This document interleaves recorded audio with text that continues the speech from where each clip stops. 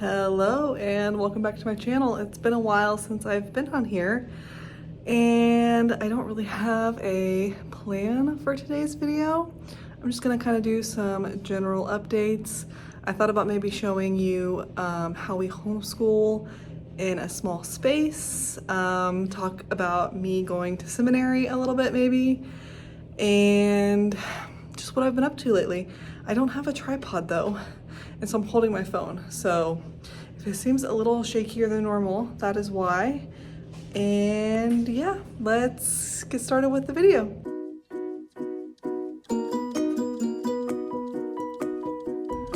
So I have been cleaning in here and I took out the table, the chairs.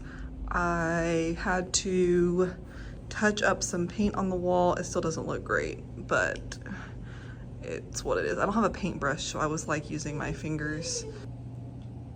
And then I was kind of going through this stuff. If you remember, my dog is whining and I have no idea why.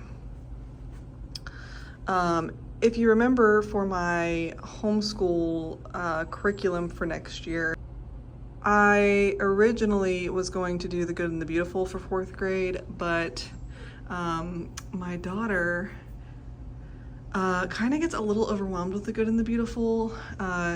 She's more of a, I just want to see the work, do the work, and be done. And The Good and the Beautiful, especially with math, can have a lot of wording. And the language arts does kind of jump around, which can be great for some kids. I love The Good and the Beautiful. We might try it again for 5th grade. I'm not sure. My 1st grader is finishing up her Good and the Beautiful, and then she is still sticking with The Good and the Beautiful for 2nd grade. We are finishing up The Good and the Beautiful, and I can kind of show you why she kind of gets overwhelmed with it. Such a beautiful curriculum. I really do love this curriculum, but you just gotta kind of do what works best for each kid. And it just has a lot of stuff on the page compared to something like BJU, which this is BJU 4, which is what we're gonna use next year. And it's very much your traditional math, and she just prefers it better. And we did the distance online learning option, so she has a video that goes with it. And so this would be math for BJU. This is our science book, which I can kind of show a little bit. I'm not gonna do like an official curriculum video, I don't think. But this is our science book, and then we have our activity manual for science. I am not a no-screen parent. We are not a screen-free family. However, I am not an online completely parent. I like having physical books. I don't mind them watching like a 10 or 15 minute video per class, especially my 4th grader. But I think that having the physical books is something that public schools and even some private schools are seriously doing a disservice to kids by just handing them an iPad for every single class. So that's Science 4. And then we have Heritage Studies, which this is just the reading book. And then we have the activity manual.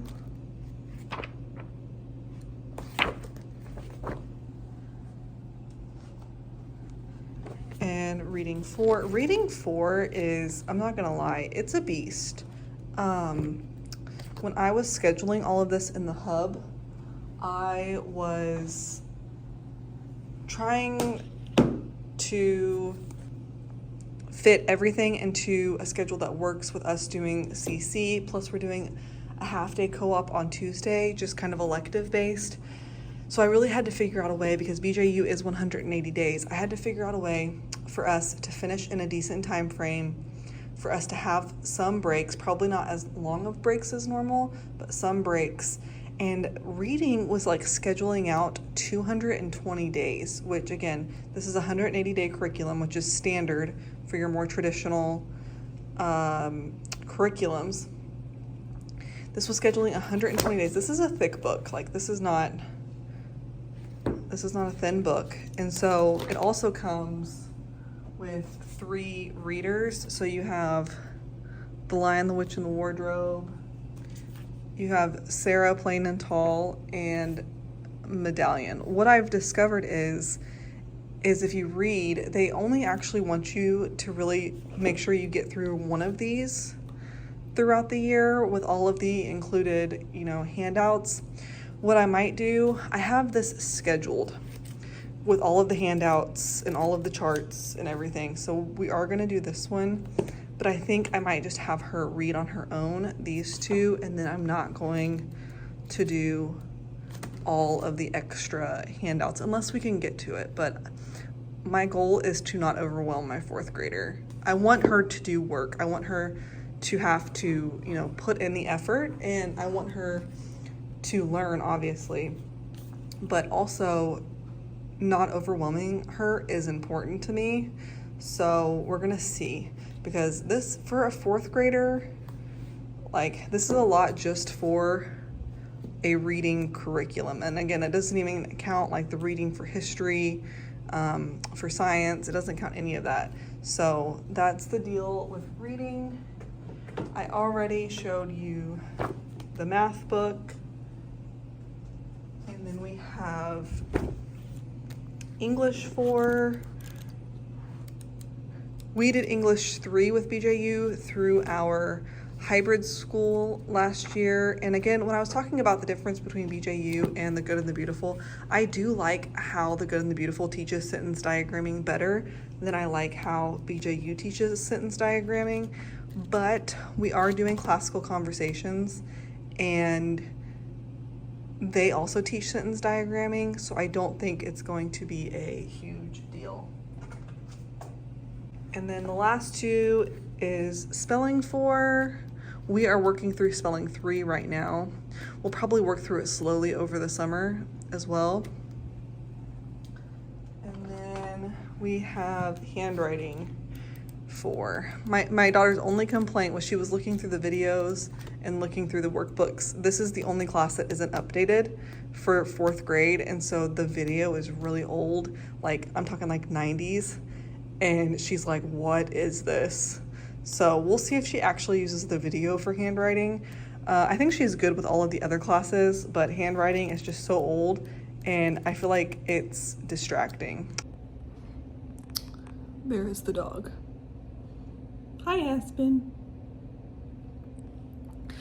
We are doing CC this coming year, which, if you don't know, it's Classical Conversations, and my oldest will be in Foundations and Essentials. This coming year is really going to determine, I feel like, the trajectory of our homeschool. When I started homeschooling, I was really big into Charlotte Mason. Kind of got away from that, and then when we went to our hybrid school, they did more traditional curriculum. So we did a Becca for kindergarten for my middle child, 2nd grade for my oldest, and then in 3rd grade, my oldest did a Becca math, and then every other subject was BJU, and my 2nd oldest did a Becca in 1st grade. But so I kind of went Charlotte Mason to traditional, and then I really got into the classical model, which I love the classical model, which is why we're doing Classical Conversations. But I feel like with CC, you see a lot of YouTubers who are like, we just use CC as a supplement. We kind of just do our own thing. And that's partly what I'm doing this coming year. I don't plan to treat CC like our main curriculum by any means, because this is just my opinion. I'm not saying anything bad about CC, but I just don't feel like it's rigorous enough in these younger years, especially considering how rigorous it gets starting in 7th grade. And so if you only did Essentials and Foundations for your entire curriculum, which they have a math curriculum out now, which is the math map. If you did the math map, foundations, and essentials, and you really didn't do much else, I really don't feel like you're going to be prepared for challenge A. I just don't feel like it's rigorous enough from 4 to 12 years old. Just my opinion. And so we're gonna see how foundations and essentials go this year. And if we love it, then we will continue with it. I probably will change it up in 5th grade though. Again, I'm gonna try and go back to the good and the beautiful, or something that's just not all in one like BJU is, because with it being 180 days, it can be very hard to plan and it can be hard to fit it all in. And then another decision that we're gonna make after this year is we have a co-op that we're gonna go to half days on Tuesday. The reason we're doing half days is my youngest is going to preschool, and preschool lets out at lunchtime, and I'm not gonna make 2 trips. So my older 2 can do 3 elective classes in the morning, whatever's available. So they're gonna do that. My 2-year-old's awake now, so you're gonna hear noises in the background. Anyways, so this coming year is just gonna be a big year to decide what we wanna do, which direction we wanna take our homeschooling in. I have a feeling if she just really thrives and does really well with the BJU, we're probably gonna lean more towards our traditional co-op, which actually is not a traditional co-op, it's a drop-off. And starting in like middle school and high school, you can actually structure it like a hybrid school, but it's still a la carte, so you can pick and choose what you want to do. And so it is more flexible, but I love the CC model. I firmly believe in CC. We just kind of got to gauge with our first year of essentials if it's a good fit for our family. So, and now on to everything else that I've been doing today. We went to church this morning. We came home. My husband took my 2 oldest to my parents' house for my 2nd oldest birthday, which was last week. And I'm here with my 2-year-old, and I've been cleaning, but as I've been cleaning, I've kind of just been throwing everything in the kitchen. And so this is the next thing that I have to tackle. Again, just because I tout that I'm a minimalist does not mean that my house does not get dirty, because I mean, Exhibit A. It's just a fact of life, especially when I've been cleaning, like I've been deep cleaning, so cleaning things that I don't normally clean. And so the kitchen has kind of just been like the dumping ground, pretty much since like we got home at 9:30 this morning.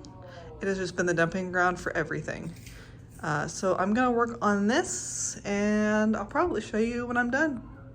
So I started at 3:15 and I finished at 3:24. And again, I live in an unrenovated apartment that has been severely beat up. These are not in the best shape. I promise I cleaned my house. It's an old apartment, okay? But yeah, it took me about 9 minutes, and my watch is still charging, but this is what it looks like now. And that 9 minutes included brewing some coffee. I also cleaned my oven. However, the stuff is like in between the glass, and again, when we leave here, they're gonna like gut all of this and renovate it. And so it's just something we have to live with, like this. It's just the benefits of living in a really old apartment. I was gonna do a video a while back on like all of the imperfections of my apartment, and I just think that it's very easy to see. We have like a crack here that wasn't done by us, it was done by the prior tenant. Those are all destroyed. The insides of our drawers are kind of destroyed. And then I think this was us. I think this was the dog. We have like two small holes in our carpet. Just a lot of things. And then the only other thing that I was going to show you was the books that I'm using for seminary. So my first class for seminary is called The Doctrine of the Person and Work of Christ. And so these were the books that I had to get. This is used for all of the classes. This isn't just used for that one. It's pretty much like formatting and, you know, they have like a whole chapter on like plagiarism and all of this stuff. And so from what I understand, it's like a reference book. You don't actually have to like read the whole thing. So this will be used the whole time I'm in seminary. And then Putting Jesus in His Place, the case for the deity of Christ. I am on like chapter 3, I think. This doesn't start until May 1st. But I have been starting early and taking notes just so I feel like I have a head start. They're only 6-week classes, so I don't feel like you have a super long time. And then the last one is the Christology of Jesus. And I haven't started this one yet, so I'm not sure how it is. I know I have to write 3 papers in the 6 weeks, and they're each 12 pages long. So just trying to get a head start with the reading and the PowerPoints, and so that way I don't feel like I'm drowning for 6 weeks, because I do homeschool. I am working 20 to 25 hours a week, and there's just a lot going on. So I don't regret it though at all. I think it's wise to use your time wisely, and my screen time is still out of control, and if I can sit on my phone for 5 hours a day, I can take a college class. I also get quite a few questions around my carnivore and what I eat. I got off of the carnivore, keto, low carb bandwagon for quite a while, unfortunately, and I need to get back on it. I'm actually thinking about doing like a 30-day challenge in May.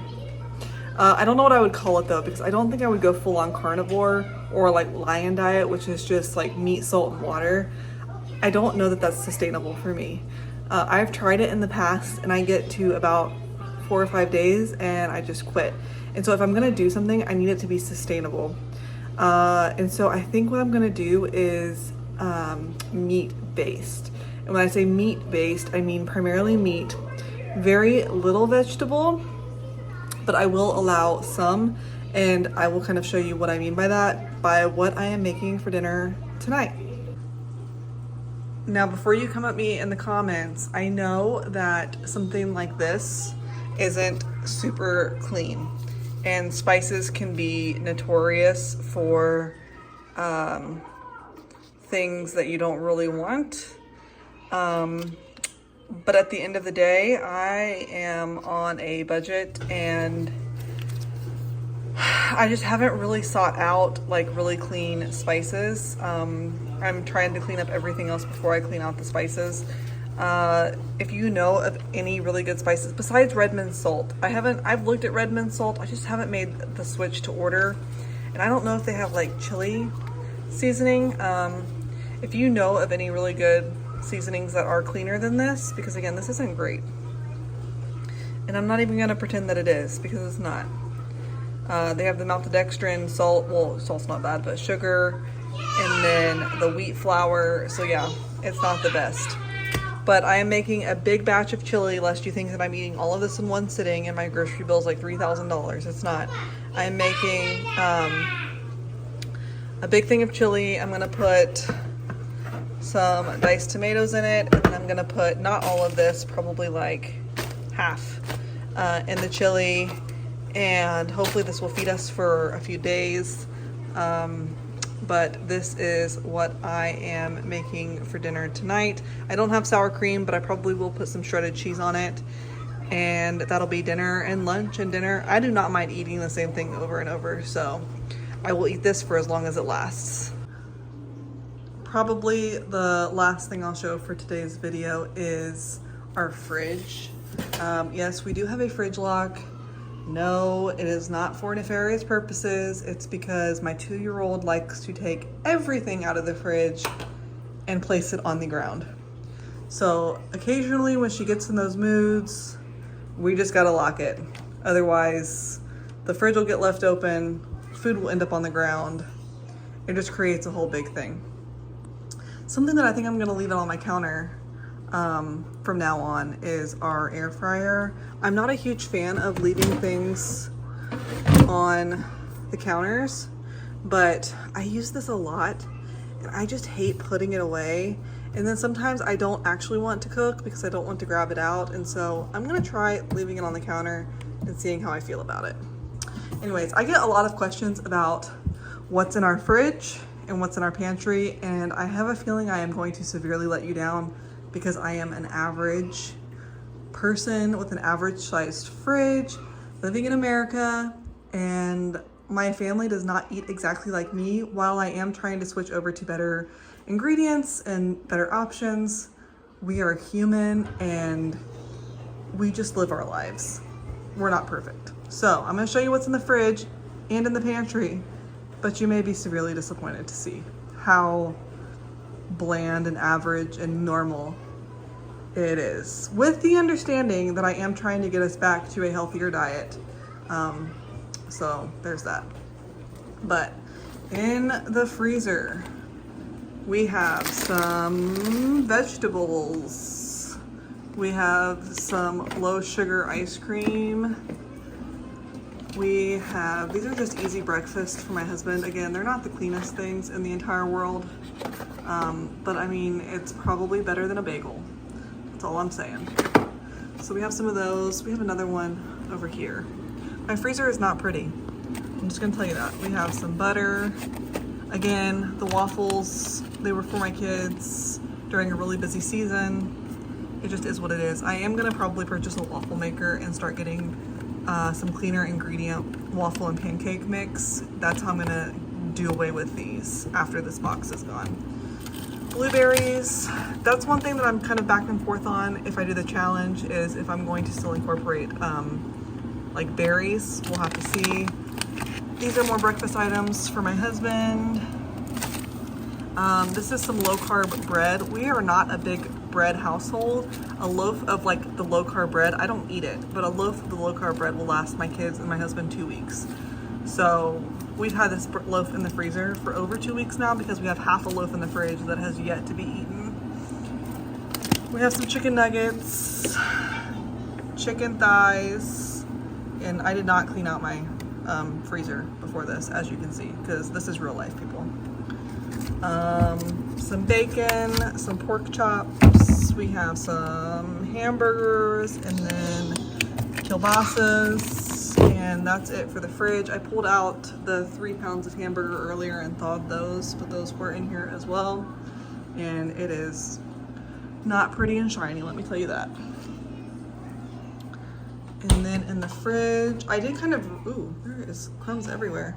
I did kind of reorganize the fridge, but I did not clean it. So we have some butter, condiments, we have sparkling water, and my 2-year-old is just repeating after me and saying everything for please.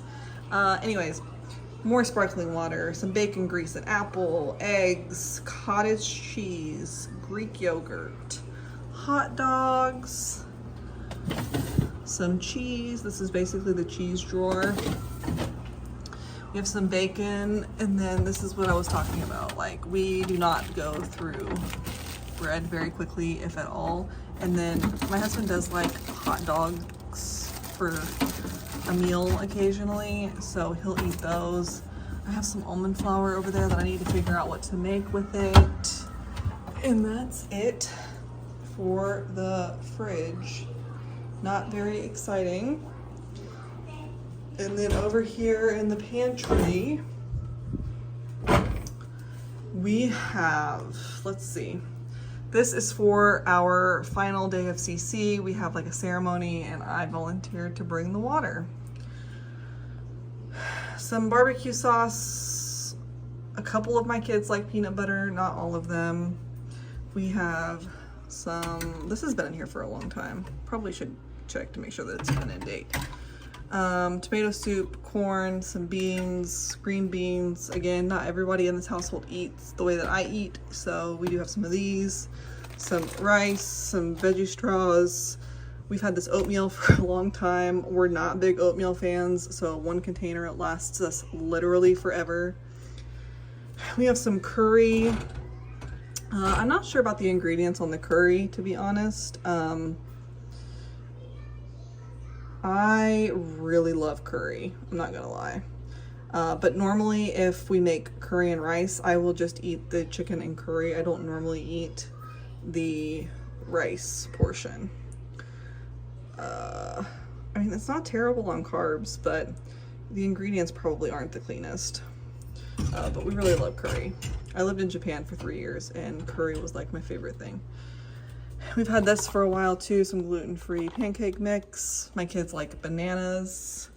And I think that's it. We do need to go grocery shopping, but this is what we have for today, and it's Easter, so I'm not going grocery shopping today.